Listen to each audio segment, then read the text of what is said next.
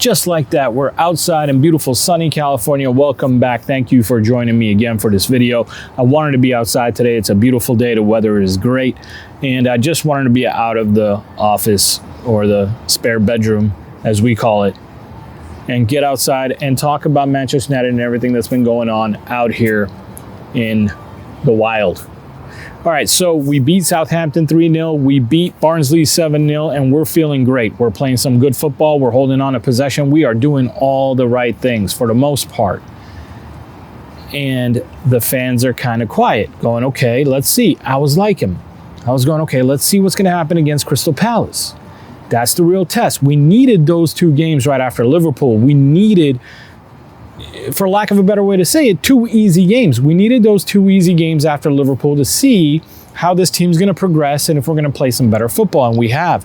I think the coaching staff have done a good job making minor adjustments and making sure that, I would say, that we don't leave the back unprotected at all times, and making sure that we don't lose the ball quickly. And I think Christian Eriksen playing in midfield instead of Casemiro was a brilliant move. It worked out magnificently. Now, some of us are waiting for Emmanuel Ugarte to finally get a start, but I'm okay with this. I'm okay with having a little bit of patience. And I also have a little bit something to say about Emmanuel Ugarte and what I think is going to happen in the game on Wednesday and then the game against Spurs on Sunday. But everybody was waiting for the Crystal Palace game to see if this new kind of playing is going to help us beat Crystal Palace. And well, we found out. We drew 0-0. And what happened?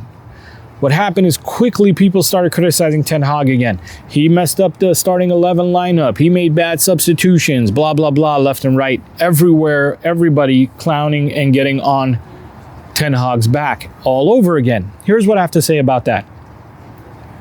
I think Ten Hag set up the team as best as he could. I really do. I think we created plenty of chances in the first half. We dominated the first half. We had 1 or 2 players that weren't playing that well that you would expect to play well, Bruno being one of them. But we did dominate that first half. We created plenty of chances. We should have won that game. And then in the second half, the desperation, I feel like the team got a little bit desperate because they kept missing chances. And then you saw them revert back to the old Manchester United, making quick passes, not really holding on to the ball, being patient, waiting to create something. They started just pinging balls and trying to get that quick goal, quick transition goal, which in the wrong time. I don't mind a quick transition goal, but not every time. You shouldn't be looking for that every play. And really, our goalkeeper Onana bailed us out. We could have actually lost that game, even though we dominated 70% of that game. Now, was that Erik Ten Hag making mistakes, or is that the team falling back into their old ways? Is that the team falling back into their true character or their old ways? That's the question. This team's going to need time to evolve. This team's going to need time to have that confidence to go on and keep playing the right way all 90 minutes and being patient and waiting for that goal. And also, they need to learn how to finish their chances. If you don't finish your chances, what good does it do to create all those chances? But granted, I think a lot of fans, a lot of Twitter analysts, whatever you want to call them, get on there. Erik Ten Hag made this mistake, made that mistake, and blah, blah, blah. So let's talk about some of the criticism he's getting. He's getting criticized for not starting Marcus Rashford that game after scoring in 2 games in a row. Now, you guys know that Marcus Rashford scored against Southampton and Barnsley. That's great. I love it. I love that he's getting off the mark. But Garnacho was scoring and assisting before the Liverpool game too, and some people were arguing that why is Rashford starting and why is Garnacho on the bench? It's like the man can't win. The man can't win. No matter what he does, someone with a YouTube account or a Twitter account with a bunch of followers is going to get out there and say something very negative about the man. And I get it, man. If you hate the guy, you're Ten Hag out, and you just, anything that goes wrong, you want to point the fingers at him, I totally get it. I'm not a Ten Hag in, I'm not a Ten Hag out, but I will tell you this. The man's doing a pretty good job. His job is to set up a good team that's going to create chances and eliminate goals. He did that, and we played well for 3 games in a row. Now, whether or not these players can finish their plate, that's on the players. That has to be on the players. Bruno had a terrible game. Bruno, at his own standards now, Bruno on his own standards had a pretty bad game. And who's he going to take him out for? I even saw that criticism, like, Ten Hag didn't take Bruno out. Bruno was having a bad game. Why didn't Ten Hag substitute Bruno? When Ten Hag substituted Bruno against, was it Brighton? Everybody was on his back and on his case. Why do you take Bruno out in that game? And I think we ended up losing that game. And now he doesn't take Bruno out. And all of a sudden, he doesn't know what he's doing. He can't win. He can't win. He can't do something without 20 people coming out and saying that was the biggest mistake he's made. I think our team is on the road to becoming a good team. What I'm seeing is much better play, and I'm seeing tactics that have changed. I am also seeing Ten Hag make some concessions and leaving one more defender behind in transition. I'm not seeing a team that is running full force in transition forward. And whenever you see someone that's supposed to be in the back run forward, you're starting to see someone in the midfield, like an Eriksen or a Manu, start to drop back. And they are doing a better job rotating. Whereas before, you've seen me say it in videos, everybody's running forward, and the only people back there are the two center backs, and sometimes it's only one of them. And then when it's only two of them, sometimes they're so split wide apart that the middle of the field is just wide open.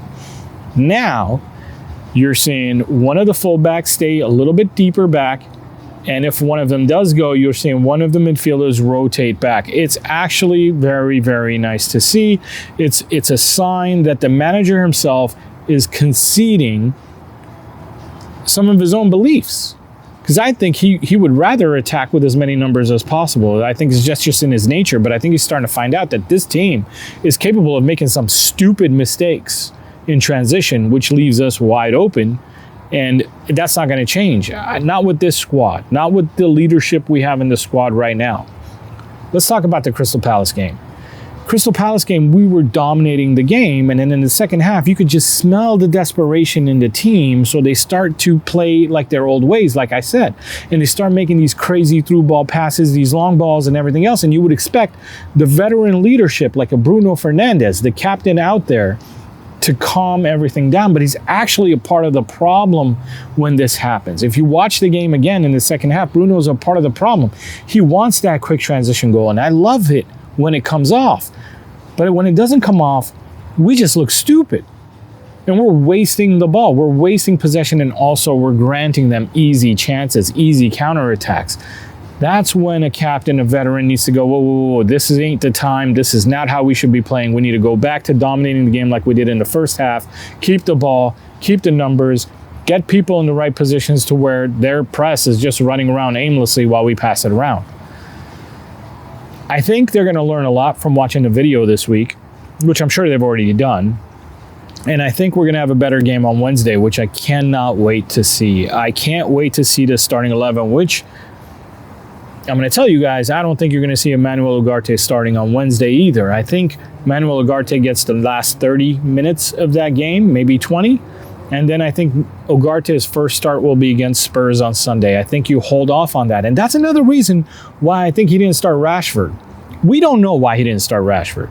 We don't know if that's just a plan to rotate those forwards.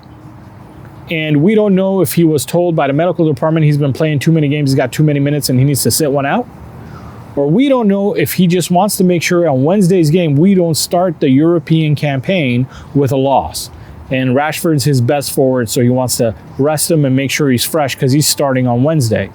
Either one of those excuses would be viable and an okay reason for Ten Hag not to start Rashford, yet he got so much shit for it. It's actually disgusting. These people think they know better than the manager or the medical staff or the physios that are over there figuring this out. Now, if he doesn't start Rashford on Wednesday, then I think Rashford might have a little bit of a knock, a physio problem, or a medical issue, because there's no reason why he shouldn't start on Wednesday. We'll see. Can he start on Wednesday and play on Sunday? Yeah, probably. Could he have played Saturday, Wednesday, and Sunday, all 90 minutes? I don't think so. So we'll find out. The point is this: we're playing better football, guys. We're playing much better football. And I can't wait to see what happens in the next 5 to 10 games. This isn't going to evolve overnight. We're going to need another 5 to 10 games. You can see the improvement from game after game after game. We got a long way to go. We got to start finishing our chances. So We got to see who are the confident forwards who are going to finish their chances, and we need to get them the most opportunities possible. This is going to take some time, but we're moving in the right direction. It's actually really cool to see.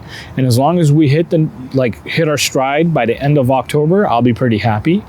And if we start winning from October down to January, and then we look at the January transfer window and bring in somebody who actually can give Bruno a rest when Bruno's not having a good day.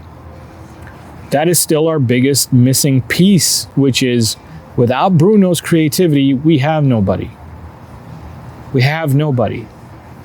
Last season, I was saying things like, I wish we would groom Ahmad to become a number 10 so that he can back up Bruno, because I think Ahmad has the skills. He has the ball retention skills and he has the distribution skills. Maybe not as crazy as Bruno does, but he has the skills to be a number 10. I actually think one of the teams he went on loan with, was it Sunderland? Guys, hit me up in the comments. Let me know. Was it Sunderland he went on loan with? He played as a number 10. He didn't play as a winger there. I mean, he also served time as a winger, but he also played in the middle of the field as a number 10 and as a creative force, and I think he's pretty good at it. Guys, thank you very much for joining me. Please like and subscribe. Next time, we'll make a little bit longer video. I just wanted to get out in the sun and get this video to you. And by the way, guys, the guys who stayed for the end of this video, I did record after the Barnsley game. I had recorded right after the Barnsley game, and my laptop, this is why I had a tough week, my laptop had some corruption in the hard drive and I lost some files, and there was a file called Pics. I called it Pics because it had all the pictures, all the graphics, all the sound effects, and everything that I use to make these videos, because as you guys know, I like to edit my videos and make them a little bit more entertaining. And I lost literally everything that I had worked on, every sound effect, every picture, every cut, edit that I had worked on since I started this channel 5 months ago. So I lost 5 months worth of work, and I was so angry and upset. But it's all right. I got to start over. This video is not edited. This one's not going to have any fancy stuff. That's why I decided to come outside and do this outside. At least I give you guys a different view than just my bedroom, extra bedroom. So I apologize for the lack of edits and everything else. I have to start getting all those graphics back together and doing all that work again. And I promise I will. Thank you very much for joining me. Drop a like or subscribe. I will see you next time. I'll see you after the Spurs game. Thanks. Bye.